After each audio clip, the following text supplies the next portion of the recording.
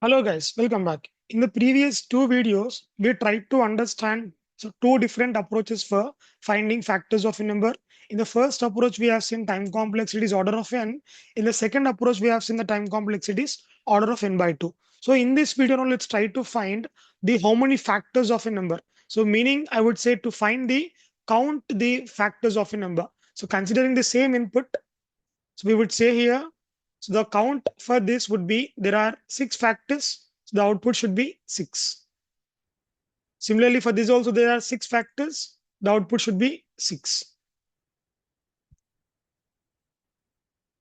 So what code modifications we are supposed to do? Let's try to observe. So going to Visual Studio Code.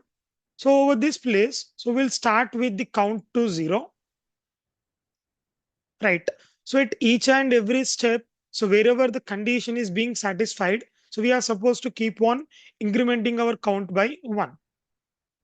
So count is incremented by 1. And also at last, you are trying to print the number there itself. So meaning this is also a factor. So after your loop is done, so again you increment the value of count by 1. And after you print the number, let's also print the value of your count. Let's try to check how many factors we have. So let's try to run this code. So giving the input to 20. So you see we got the factors as well as there are six factors. Let me run with the value 100. So if you observe, like we have 5 plus 4, there are 9 factors. We got the output to be 9. So just one more simple modification to our code. So instead of writing count plus equal to 1 at last, I would remove this code and directly initialize the value of count to 1. So again, let's just run once again. So give the value to 100.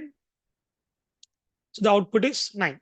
So this is how you can find the factors count of a number. So the time complexity would still be the same. So which is order of n by 2. So that's all for this video, guys. Thanks for watching. See you guys in the next one.